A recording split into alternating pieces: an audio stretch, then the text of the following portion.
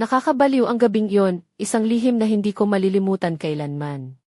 Hello, ako si Luningning, 29 na taong gulang, taga Batangas. Isa akong simpleng babae na may tahimik na buhay kasama ang asawa ko sa maliit naming bahay sa bayan ng Lipa. Hindi ko inakalang isang ordinaryong gabi ay mag-iiwan ng bakas sa puso ko na parang apoy na di mawawala. Gusto kong ibahagi ang kwento ng gabing iyon, isang gabi na puno ng lihim, init at mga damdaming hindi ko inaasahan. Habang nakaupo ako sa sala ng aming bahay, naaalala ko pa kung paano nagsimula ang gabi. Ang asawa ko, si Marco, ay may sakit kaya't nakauwi siya ng maaga mula sa trabaho. Mahina siya, may ubo at lagnat, kaya't ako ang nag-aalaga sa kanya. Si Marco ay isang simpleng lalaki, responsable sa trabaho at mapagmahal sa pamilya. Pero sa gabing iyon, tila may kakaibang hangin sa aming bahay, isang bagay na hindi ko pa nararanasan dati. Nagkataon na ang aking biyenan, si Aling Luningning, ay biglang bumisita sa amin nang walang pasabi. Isa siyang babaeng may edad na 54 na taong gulang, ngunit ang kanyang presensya ay parang apoy na naglalagablab sa malamig na gabi. Siya ay may mahabang buhok na kulay kayumanggi na laging maayos ang pagkakakulay at ayos, nakasuot ng makinis na blouse at maikling palda na bahagyang nagpapakita ng kanyang mapanuksong mga hita. Ang kanyang mga mata, kasing berde ng mga dahon sa tabing dagat, ay may tinik ng karanasan at sikreto. Luning, nandito lang ako para tulungan si Marco, sabi niya nang umiti ng bahagya, habang pinipitas ang mga dahon mula sa isang bag ng gulay na dala-dala niya. Hindi ko maiwasang mapatingin sa kanyang mga kamay na tila bihasa sa paghahanda ng pagkain, sa mga palad na pulido at may mga alon ng kalamnan na nagpapakita ng kanyang lakas. Hindi ko inakala na ang pagbisitang iyon ay magmumula sa isang gabi na magbabago sa aming relasyon, sa aming buhay, at sa mga lihim na lihim ng puso. Ang simpleng pag-alaga sa sakit ng asawa ko ay magiging simula ng isang kwento na puno ng pagnanasa, pagtataksil, at mga hangaring ipinagbabawal. Ngunit bago ko isalaysay ang mga nangyari, hayaan niyong ipakilala ko ng mabuti ang aking biyenan, isang babaeng may kakaibang alindog at kapangyarihan ng pag-akit. Ang gabing iyon ay isang tagpo kung saan ang tradisyonal na pamilya ay nagkaroon ng bagong kulay, isang gabi ng mga lihim na hindi madaling kalimutan sa aming maliit na tahanan sa Lipa. Mga pagkain namin ay simple lang, pritong isda, sinigang na baboy, bagoong at mainit na kanin. Ngunit ang mga pag-uusap, ang mga titig, at ang mga kilos ay puno ng tensyon at pag-asa na tila naglalaban sa bawat sulok ng aming bahay. Ngayon, simulan ko na ang kwento ng gabing iyon, isang gabing puno ng init na hindi ko inaasahan at hindi ko makakalimutan kailanman. Hindi ko inaasahan na magiging kakaiba ang gabing iyon mula simula pa lang. Pagkatapos ng hapunan, habang si Marco ay nagpapahinga sa kwarto, naisip kong ayusin ang kusina. Pero naroon si Aling Luningning, nakaupo sa sofa, na tila may iniisip na hindi niya sinasabi. Ang liwanag ng lampara ay sumasayaw sa kanyang mukha, na nagpapakita ng mga linya ng karanasan, ngunit may halong kabataan na hindi matago.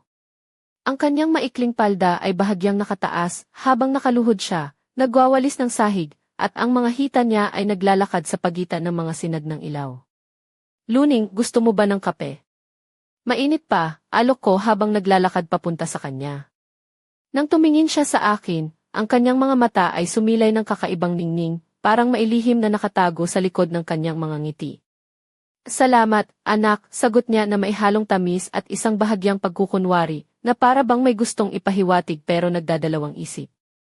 Hindi ko mapigilang mapansin kung paano siya dahan-dahang umupo. Ang mga binti niya ay tila naglalaro sa hangin habang nilalapat ang mga daliri sa tasa ng kape.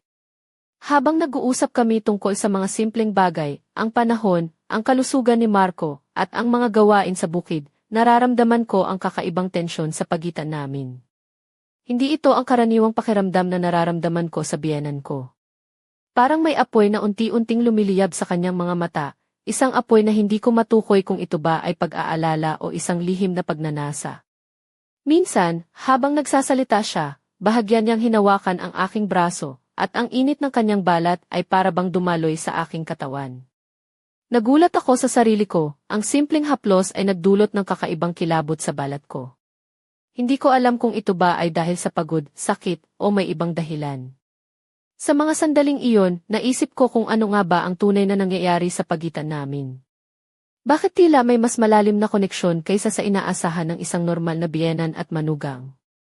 Ang bawat salita, bawat tingin, bawat galaw niya ay parang may sinasabi na hindi niya binibigkas.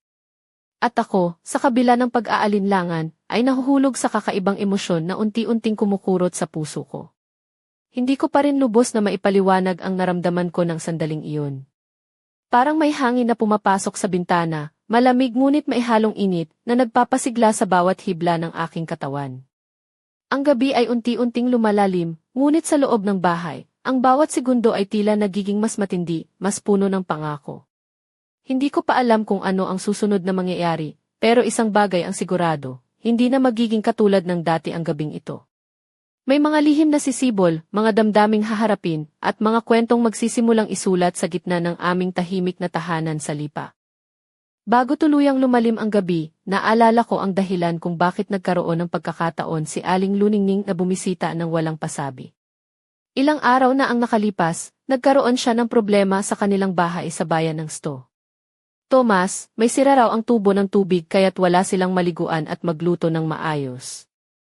Nais kong maintindihan ang sitwasyon ng mabuti kaya't pinakinggan ko ang kanyang kwento habang naglilinis siya sa kusina namin.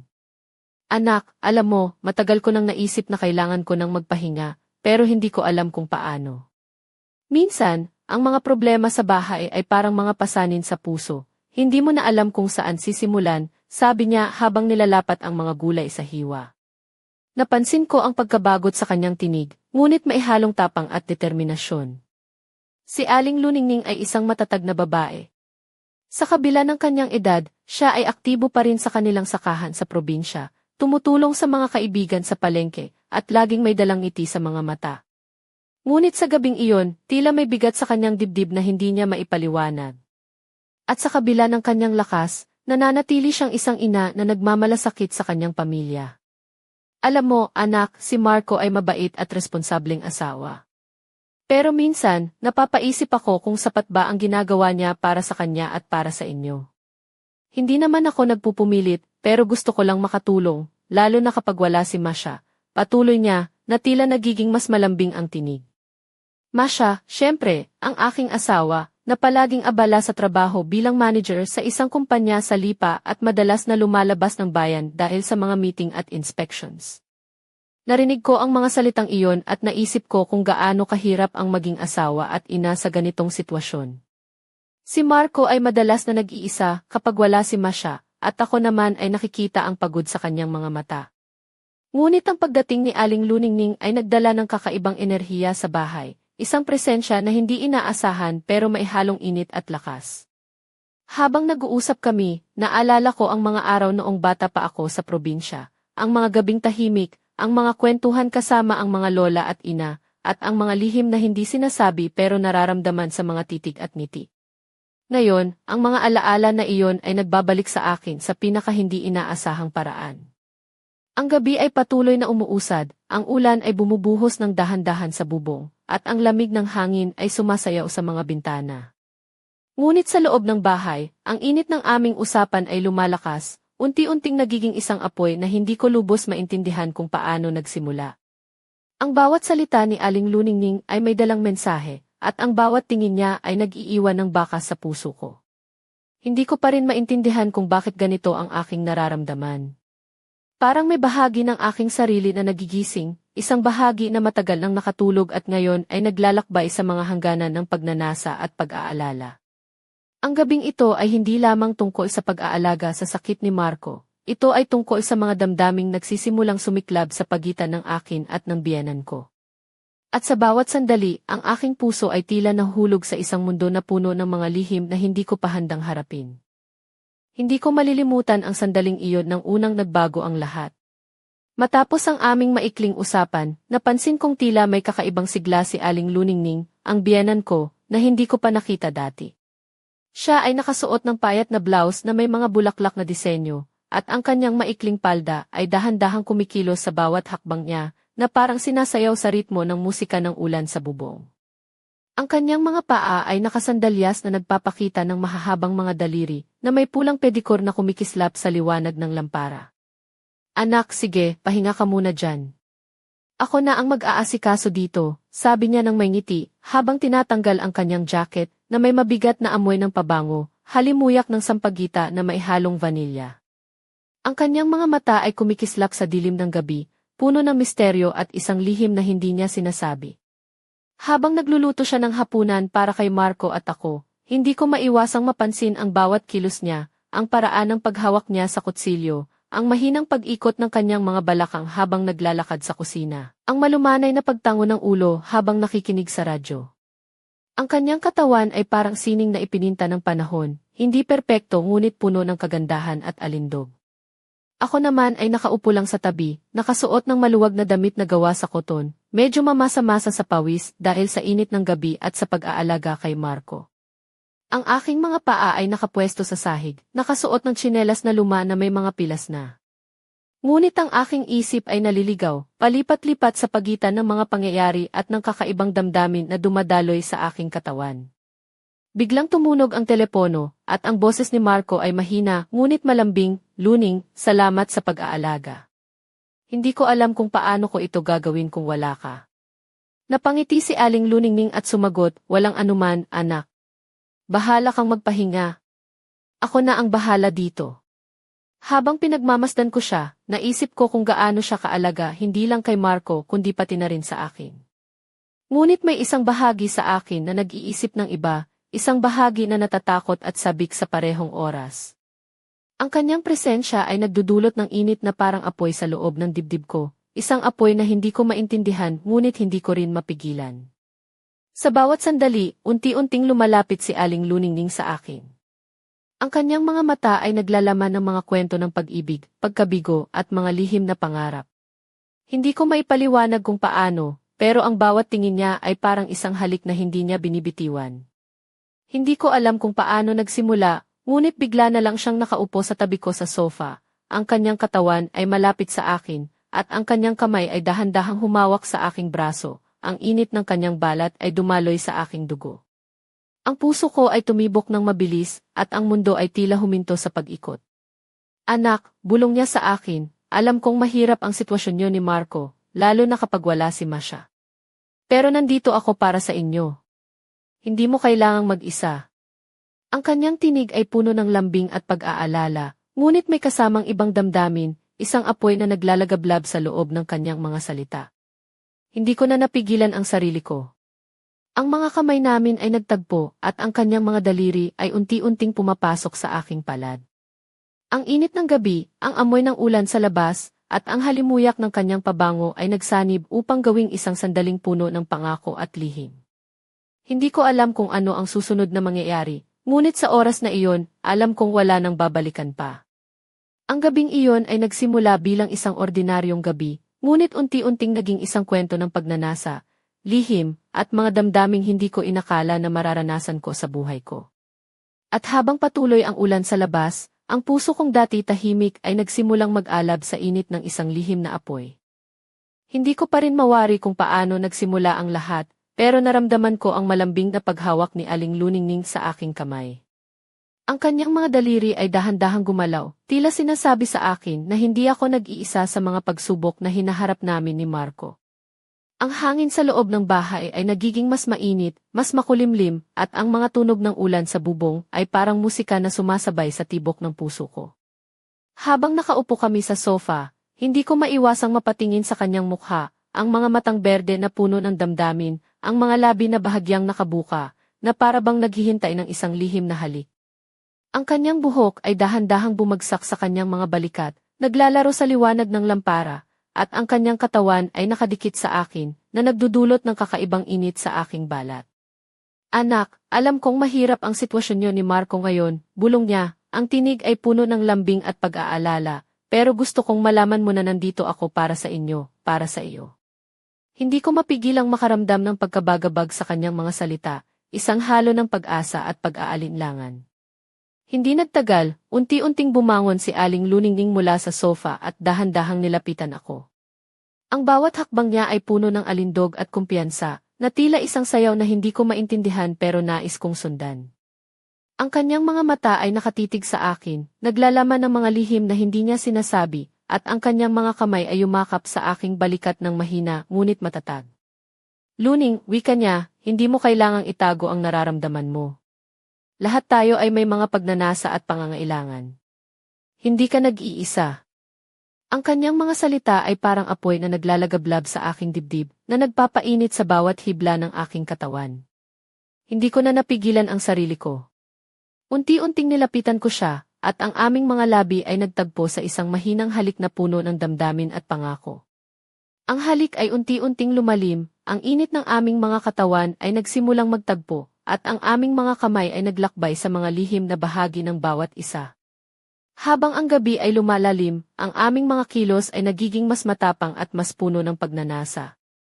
Ang bawat haplos, bawat halik, ay nagdudulot ng kakaibang kilabot at saya na hindi ko pa naranasan noon. Ang mga tanawin sa aming paligid ay nagiging malabo, at ang tanging naririnig ko ay ang tibok ng puso namin at ang mga hininga na nag-uusap sa dilim. Hindi ko inakala na ang aking biyenan ay may taglay na ganitong kapangyarihan, isang kapangyarihan na nagpapainit sa puso at nagpapasigla sa katawan.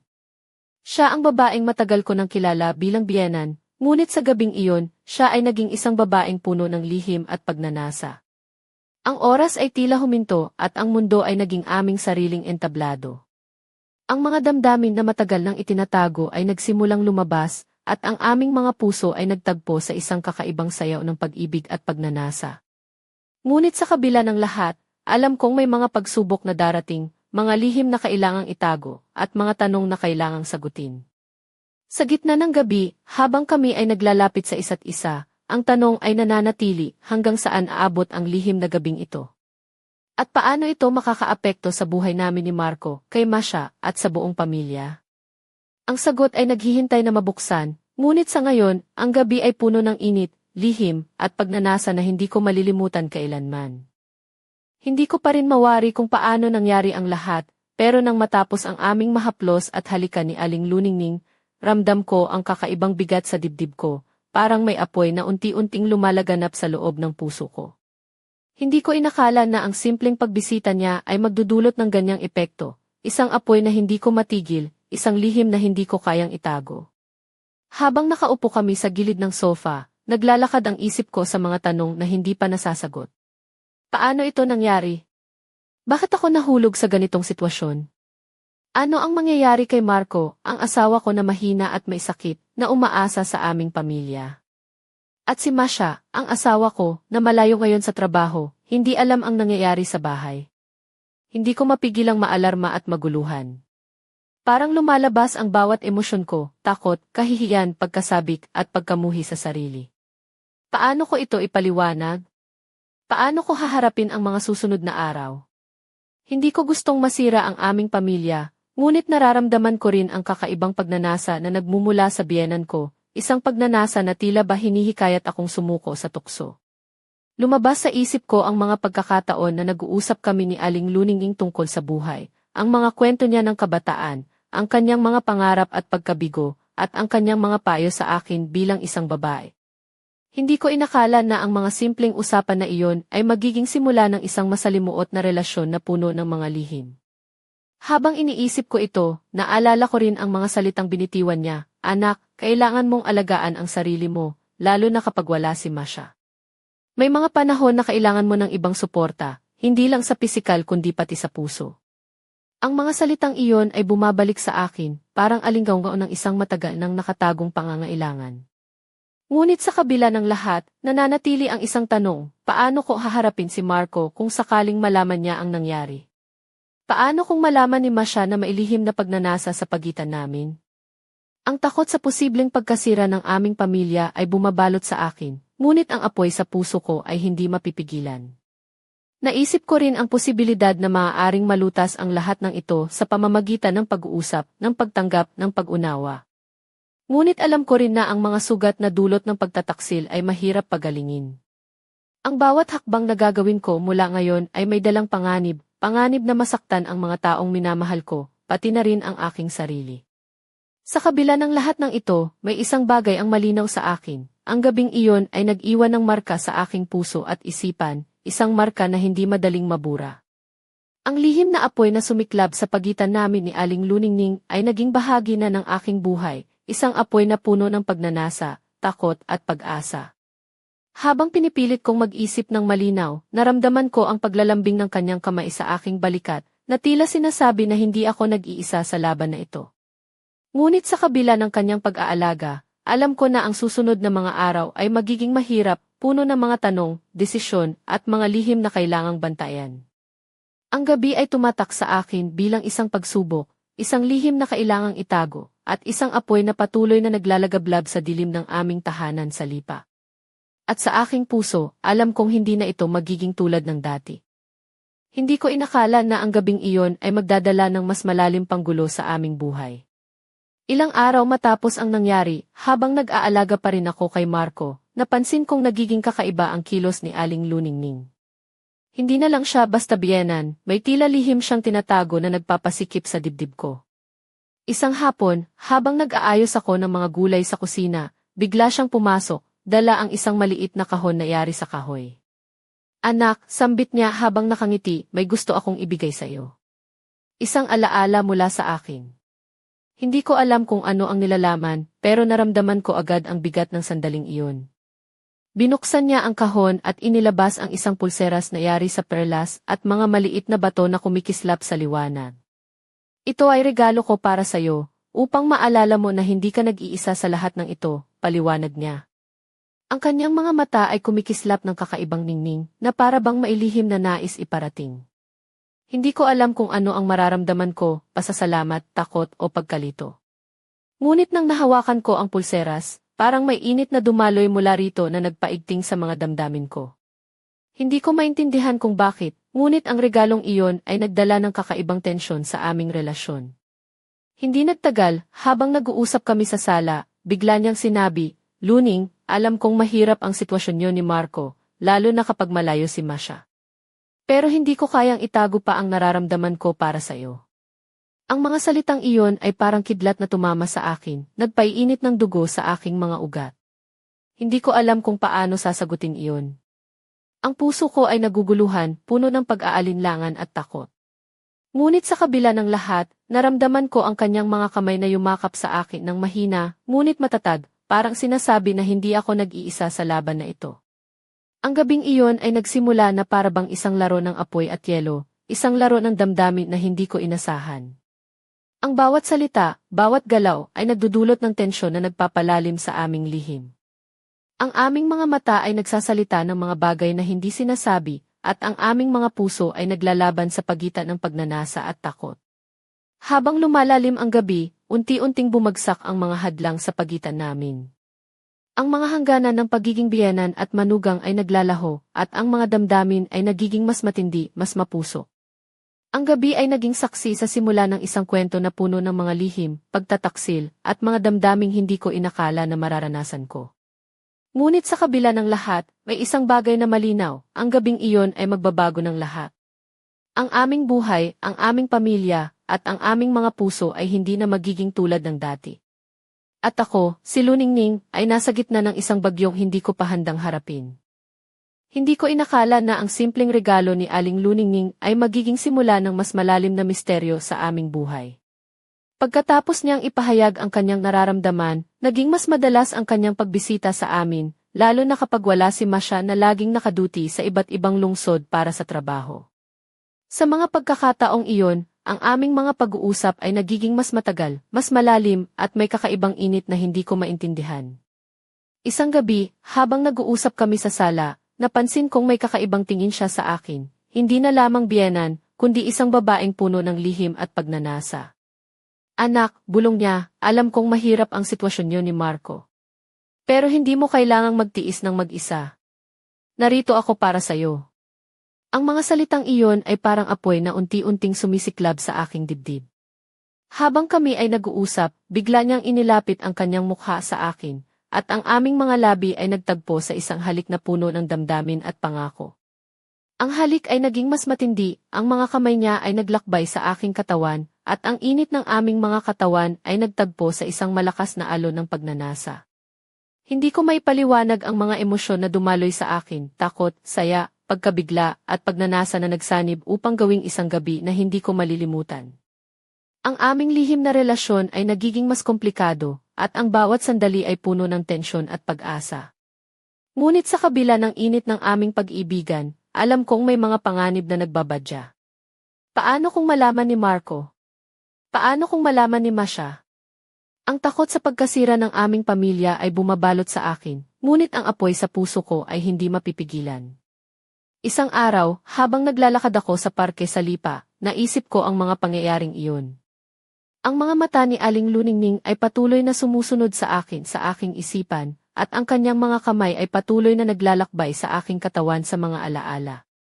Ang gabi ay nagiging isang kwento ng mga lihim na hindi ko kayang itago, isang kwento ng pagnanasa at pagtataksil. Habang naglalakad ako, naramdaman ko ang malamig na simoy ng hangin sa aking balat, ngunit ang loob ko ay naglalagablab sa init ng mga damdaming hindi ko maintindihan. Ang gabi ay puno ng mga tanong na kailangang sagutin, mga lihim na kailangang bantayan, at mga desisyong kailangang gawin. Ang aming buhay ay naging isang laro ng mga lihim at pangako, isang laro na puno ng panganib at pag-asa. At ako, sa gitna ng lahat ng ito, ay nahuhulog sa isang mundo na puno ng mga lihim at pagnanasa na hindi ko inaasahan. Ang gabi ay patuloy na naglalakbay, at ang aking puso ay patuloy na naglalaban sa pagitan ng pag-ibig at pagtataksil, pag-asa at takot. At sa bawat sandali, ang lihim na gabing iyon ay patuloy na nagbubukas ng mga bagong kwento na naghihintay na matuklasan. Ang gabing iyon sa aming tahanan sa Lipa ay tila isang apoy na hindi na mapipigil. Ang bawat sandali kasama si Aling Luningning ay naging mas matindi, mas puno ng damdamin at mas mapusok kaysa dati.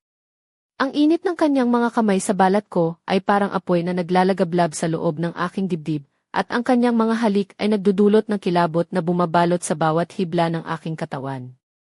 Hindi ko maiwasang isipin kung paano nangyari ang lahat. Ang biyenang dati kong iniisip na magiging gabay at tagapangalaga ng aming pamilya ay naging isang lihim na apoy na nagpapasiklab sa aking puso. Ang aming mga lihim na pag-uusap at mga sandaling magkasama ay nagiging isang laro ng pagnanasa at pagtataksil, isang laro na puno ng panganib at tukso. Sa bawat gabi na kami ay nagkikita, ang aming relasyon ay nagiging mas komplikado. Ang mga titig niya ay puno ng pangako. Ang kanyang mga kamay ay naglalakbay sa aking katawan na parang isang maestro ng sining, at ang kanyang mga halik ay nagdudulot ng apoy na mahirap patayin. Ang bawat paggalaw niya ay nagpapakita ng karanasan at kahusayan na nagpapalakas sa aking damdamin at nagdudulot ng kakaibang saya. Ang aming mga sandali ay nagiging isang lihim na kwento ng pagnanasa at pag-ibig na hindi ko inaasahan. Ang bawat halik, bawat haplos, ay nagdudulot ng kakaibang kilabot na bumabalot sa aking buong pagkatao. Ang aming relasyon ay parang isang apoy na naglalagablab sa dilim, isang apoy na hindi namin kayang itago. Ngunit sa kabila ng init ng aming pag-ibigan, alam kong may mga panganib na nagbabadya. Ang bawat sandali ay may kasamang takot, takot na malaman ni Marco ang aming lihim, takot na masira ang aming pamilya, at takot na mawala ang tiwala ni Masha. Ang mga takot na ito ay bumabalot sa akin, ngunit hindi ko mapigilan ang apoy na sumisiklab sa loob ko. Ang gabi ay naging isang entablado ng mga lihim, pagnanasa at pagtataksil. Ang aming mga puso ay naglalaban sa pagitan ng pag-ibig at kasalanan, ng saya at takot. At sa bawat sandali, ang aming lihim na relasyon ay nagiging mas malalim, mas mapusok at mas mahirap itago. Ang gabing iyon ay naging isang obra maestra ng mga damdamin, isang kwento ng apoy na sumisiklab sa dilim, ng mga lihim na naglalakbay sa hangin, at ng mga puso na naglalaban sa gitna ng dilim. At ako, si Luningning, ay nahulog sa apoy na iyon, isang apoy na hindi ko kayang patayin, isang apoy na patuloy na naglalagablab sa aking puso at isipan. Habang unti-unting lumalapit ang madaling araw sa maliit naming tahanan sa Lipa, ramdam ko ang bigat ng bawat sandali na lumilipas. Ang gabi ay naging saksi sa isang lihim na nagbukas ng pinto sa isang mundo ng tukso at pagnanasa na hindi ko inakalang mararanasan ko. Ngunit ngayon, sa katahimikan ng gabi, naroon ang tanong na bumabalot sa aking isip, paano ba matatapos ang kwentong ito? Hindi ko maiwasang mapatingin kay Aling Luningning na nakaupo sa tabi ko, ang kanyang mga mata ay nagliliwanag sa liwanag ng buwan na pumapasok sa bintana. Ang kanyang mga labi ay bahagyang nakangiti, puno ng lihim, at ang kanyang kamay ay dahan-dahang humawak sa aking braso. Para bang sinasabi niya na ang gabing ito ay simula pa lamang ng isang masalimuot na kwento. Ngunit sa likod ng kanyang ngiti, naramdaman ko ang bigat ng mga pangyayari, ang mga lihim na kailangang itago, ang mga pusong nasasaktan, at ang mga pangarap na maaaring masira. Ang aming relasyon ay isang apoy na naglalagablab, ngunit ang apoy na iyon ay may kasamang panganib na maaaring sumunog sa lahat ng aming kinabibilangan. Habang ang hangin ay humahaplos sa aming mga mukha, iniisip ko kung paano ko haharapin ang bukas. Paano ko sasabihin kay Marco ang nangyari? Paano ko ipapaliwanag kay Masha ang mga lihim na bumabalot sa aming pamilya? At higit sa lahat, paano ko haharapin ang sarili ko sa salamin, ang babaeng nahulog sa tukso ng isang lihim na apoy? Ang gabi ay nagtapos, ngunit ang kwento ay hindi pa. Sa likod ng mga pader ng aming tahanan, may mga lihim na naghihintay na mabunyag, mga damdaming kailangang harapin, at mga desisyong kailangang gawin. At ako, si Luningning, ay naghahanda sa pagharap sa isang bukas na puno ng hindi inaasahang mga pangyayari.